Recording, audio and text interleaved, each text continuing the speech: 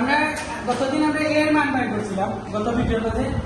আর আজকে আমরা এই যে এস অন্যান্য মানটা পাবো না, আমরা আগে লিখে দিয়েছি এই জন্য যে আমরা সময়টা একটু বেশি লাগে, সময়টা বাঁচার লাগে আমরা আগে লিখে দিয়েছি।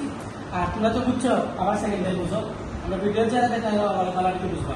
আশা করি এবার ভিডিও দেখলে একটা সম্পূর্ণটা বুঝতে পারবো। তো এস ইকুয়াল টু হয়েছে এক্স হয়, তারপরে বলেছে সাচেস এক্স বিলংস এ, এক্স হলে এস এর সদস্য আর ওয়াইটা হলে কিটা ওয়াইটা হলে এস এর সদস্য, এবং 2x - y = 2 এই শর্তগুলো দিয়ে দিয়েছে। তাহলে আমরা x এর ক্ষেত্রে সদস্য হচ্ছে s এর সদস্য হইব, y টাও s এর সদস্য হইব, আর যে বিষয়টা হলো 2x - y = কত হইব 2 হইব, 2x - y = কত হইব স্যার 2 হইব।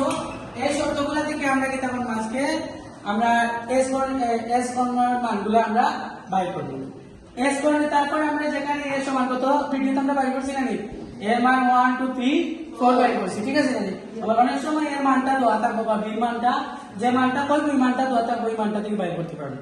এর লাগে আমরা খুব সুন্দরভাবে এটা গণ নাম্বার হয়তো বা এটা তালিকা পদ্ধতিতে সেক্টর পদ্ধতিতে দেওয়া থাকবে, তুমি তালিকা পদ্ধতিতে নিয়ে বাই করতে একটু কঠিন করে দিব বা একটু ঝামেলা ফাঁকাইয়া দিব। তো s গণিত শর্ত থেকে ভাই আমরা বলছি 2x - y = 2। তোমরা যারা বুঝো তাহলে y ডাইরেক্ট y = 2x - 2 লিখে লইব, কিন্তু আমরা একটু মানে বুঝতেই হয় এটা কিভাবে আইলো, যারা টোটালি মানে জিরো লেভেল থেকে মানে আমরা গণিত সম্পর্কে আমরা ধারণা টোটালি কম, এরা একটু বুঝিয়ে দিতে হইব। তাহলে আমরা এখানে 2x আছে মানে, আর এই যে 2 আছে এই 2টা এটা +2 আছে মানে, রিসেটে লিখতে হইব -2, আর এখানে -6 আছে মানে স্যার, এই -6টা রিসেটে লিখতে হইব প্লাস হয়ে গেল।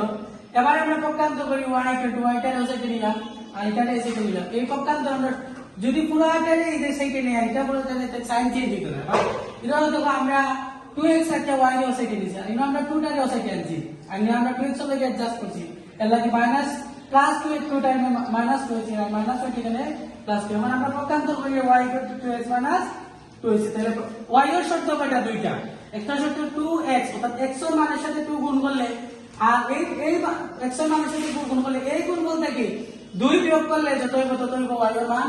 আরেকটা শর্ত হলো y belongs to a, এই মানটা x এর মান থেকে 2 বিয়োগ করলে যা হইব তা 2 গুণ করে তার থেকে 2 বিয়োগ করলে যা হইব তা আবার s এর সদস্য, দুইটা শর্ত রিপ্রেজেন্ট করে। আর x এর শুধুমাত্র একটা শর্ত s এর সদস্য।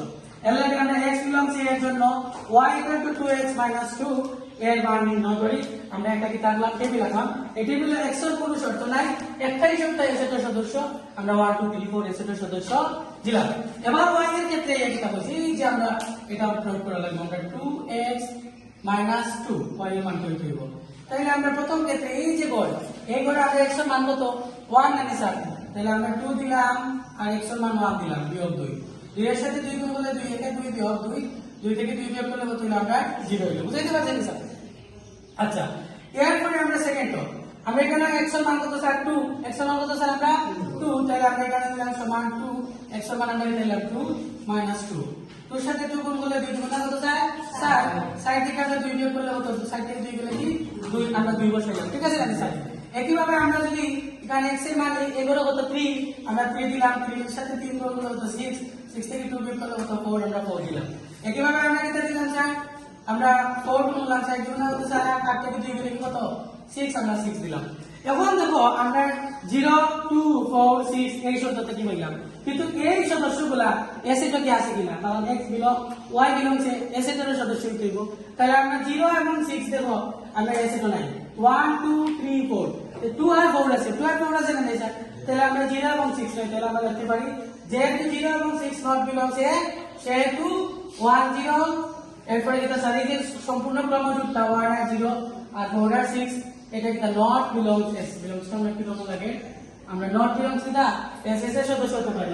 তাহলে s ইকুয়াল টু আমরা এই ক্রমযুক্ত 2 2, আমরা 2 2 দিলাম ক্রমযুক্ত, 3 4 3 4 দিলাম ক্রমযুক্ত।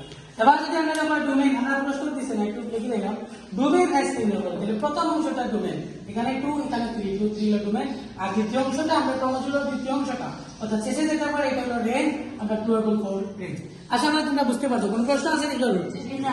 ওকে, আমরা ইনশাআল্লাহ আপনি মাদ্রাসা এবং বাংলা আধুনিক একাডেমি নবম দশম শ্রেণী বেতন লাগি ব্যাচ চলে, সেই ব্যাচ ভর্তি হতে পারো। আমরা প্রতিটা ব্যাচ 20 জনের বেশি শিক্ষার্থী নেই না, আমরা 18 এবং বাংলা আধুনিক একাডেমি সম্ভবত 15 জন আমরা আসিমারা চাইলে 4-5 জন নিতে পারি, তোমরা চাইলে জয়েন করতে পারো। আর আমরা ফলো দিয়ে রাখবো ইনশাল্লাহ গণিত, ইংরেজি এবং ইন্টারনেট আইসিটি আমরা কন্টিনিউ ভিডিও তৈরি করবো এবং যাতে তোমরা শিক্ষার্থী সবাই উপকৃত হও। ধন্যবাদ সবাই।